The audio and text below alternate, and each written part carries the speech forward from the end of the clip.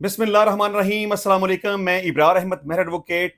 कौमी असम्बली में finance bill मंजूर हो चुका है, तो हम आपको ये बताएंगे कि अब आपको माहाना आमदन पर कितना टैक्स अदा करना पड़ेगा।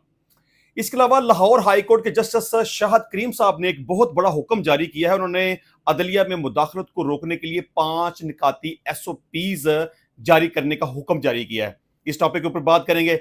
इसके अलावा इमरान खान साहब के लिए एक बड़ी अच्छी खबर है, क्योंकि उनके खिलाफ उनकी मुबैना तौर पर जो कहा जाता है कि टैरियान उनकी बेटी है, उस हवाले से एक केस इस्लामाबाद हाई कोर्ट में मौजूद था, जो कि आज खारिज हो चुका है। उसको नाकाबिल समात करार देते हुए खारिज कर दिया गया है। तो हम ये डिस्कस करेंगे कि आया कि उसको नाकाबिल समात क्यों करार दिया गया, उसकी क्या वजूहात हो सकती हैं। अच्छा जी, सबसे पहले हम आ जाते हैं अपने पहले टॉपिक की तरफ कि अब आपको माहाना आमदन पर कितना टैक्स अदा करना पड़ेगा। चूंकि कौमी असम्बली में फाइनेंस बिल मंजूर हो चुका है, लेकिन जो माहाना टैक्स अब आपको आमदन पर अदा करना पड़ेगा, इसमें जो तनख्वाहदार तबका है, उनको जो सैलरीज वगैरह मिलती हैं, वो उसमें शामिल नहीं है। अगर आमदन 50,000 रुपए माहाना है, तो आपको कोई भी इनकम टैक्स अदा नहीं करना पड़ेगा। अगर आमदन 50,000 और 1 लाख रुपए माहाना के दरमियान है, यानी कि मिसाल के तौर पे 80,000 रुपए है, तो आपको माहाना 4,000 रुपए टैक्स देना पड़ेंगे, जो कि गुज़िश्ता बरस 2,000 रुपए था। इसके अलावा जी, माहाना 1.5 लाख रुपए आमदन की सूरत में गुज़िश्ता बरस 7,500 रुपए माहाना टैक्स अदा करना होता था, तहम अब ये रकम बढ़कर 10,000 रुपए माहाना हो जाएगी। इसके अलावा 2 लाख रुपए माहाना कमाने वालों को गुज़िश्ता बरस तक 13,750 रुपए माहाना टैक्स देना पड़ता था, तहम अब इस स्लैब को तब्दील कर दिया गया है। अब उन्हें 19,166 रुपए माहाना टैक्स देना पड़ेगा। इसके अलावा जी, 2 लाख रुपए माहाना कमाने वालों को गुज़िश्ता बरस तक 13,750 रुपए माहाना टैक्स देना पड़ता था, तहम अब ये तब्दील हो गया है। अब उन्हें 19,166 रुपए माहाना टैक्स अदा करना पड़ेगा। इसके अलावा जी, ऐसे अफराद जिनकी माहाना आमदन 2.5 लाख रुपए है और वो पहले 25,000 रुपए टैक्स की मद में अदा किया करते थे, अब ये 31,666 रुपए अब आपको अदा करना पड़ेगा। इसके अलावा जी, 3 लाख रुपए माहाना कमाने वाले अफराद जो पहले 36,250 रुपए इनकम टैक्स अदा करते थे, अब ये रकम बढ़ गई है। अब उनको माहाना इनकम टैक्स 45,833 रुपए अदा करना पड़ेगा। इसके अलावा जी, 3.5 लाख रुपए कमाने वालों जो पहले 50,000 रुपए अदा करते थे, अब ये रकम बढ़ चुकी है। अब उन्हें 61,250 रुपए माहाना आमदन टैक्स अदा करना पड़ेगा। इसके अलावा जी, ऐसे अफराद जिनकी माहाना आमदन 4 लाख रुपए है, वो इससे पहले 63,750 रुपए माहाना टैक्स अदा करते थे, जो कि अब ये रकम बढ़कर 78,750 रुपए अब आपको अदा करना पड़ेंगे। अच्छा जी, इसके अलावा शाहद करीम साहब, जो कि लाहौर हाई कोर्ट के जस्टिस है, उन्होंने आज एक बड़ा जबरदस्त फैसला किया है। उन्होंने अदलिया में मुदाखलत को रोकने के लिए 5 SOPs जारी किए हैं। मैं समझता हूं कि उनका ये फैसला बड़ा जबरदस्त है। उनके उस हुक्म के ऊपर अमल दरामद होना चाहिए। अगर उनके हुक्म पर अमल दरामद हो गया, तो मैं समझता हूं कि फिर अदलिया में मुदाखलत का जो सिलसिला ये शुरू हो चुका है, ये काफी हद तक कम हो जाएगा और शायद ये खत्म हो जाए। और मैं समझता हूं कि जब तक अदलिया मुकम्मल तौर पर आज़ाद नहीं हो जाती, आज़ादाना तरीके से अपने फैसले करने नहीं शुरू कर देती, उस वक्त पाकिस्तान में बेहतरी का अमकान बज़ाहिर नजर नहीं आता। लिहाजा अदलिया को, जिस तरह से मैं हमेशा कहता हूं कि अदलिया को चाहिए कि वो गुलामी की जंजीरें तोड़ दे, क्योंकि मैं ये समझता हूं कि पाकिस्तान को आज़ाद होने के बाद से लेके अब तक अदलिया का फैसला कोई भी कानून और इंसाफ पे ऊपर मबनी नहीं होता। लेकिन अदलिया ने अब ये डिसाइड कर लिया है, अब जबकि वो समझती है कि हम अपने पैरों पे खड़े हो गए हैं, अब उन्होंने अगर फैसला कर लिया कि हम किसी की प्रेशर में नहीं आएंगे, किसी के दबाव में नहीं आएंगे, किसी डर और खौफ में नहीं आएंगे, किसी प्रेशर में नहीं आएंगे, तो इंशाल्लाह मुझे उम्मीद है कि पाकिस्तान में बेहतरी आएगी। अच्छा जी, शाहद करीम साहब ने जो फैसला दिया, उसमें 5 जो SOPs जारी किए गए, इसमें नंबर 1 तो यह है कि ATC के जजेस अपने मोबाइल में हर कॉल को रिकॉर्ड करेंगे।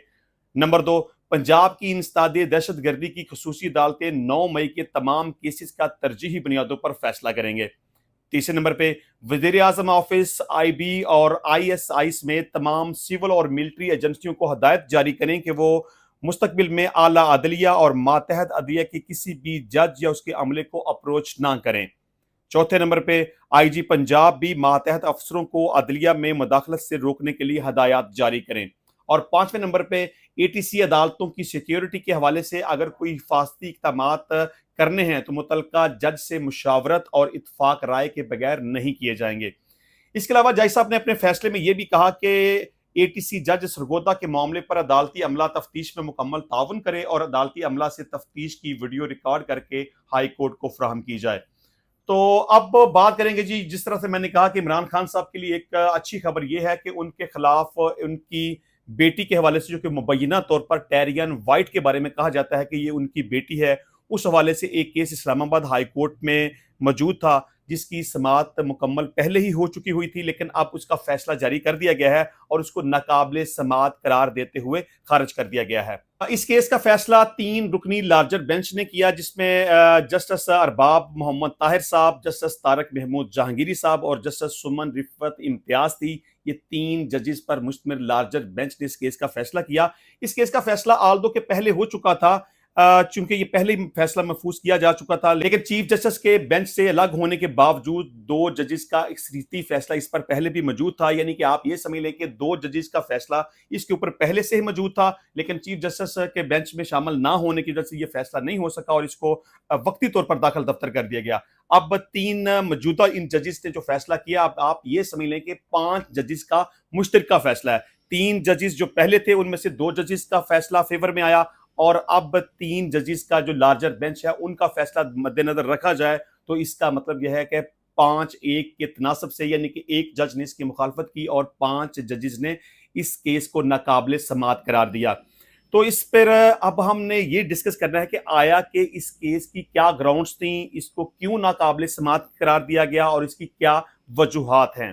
پہلی بات تو یہ کہ ججز نے اپنے فیصلے میں یہ لکھا کہ عمران خان نے کبھی ٹیریان کی نگہداشت اور پرورش کی ذمہ داری نبھانے کا اقرار نہیں کیا۔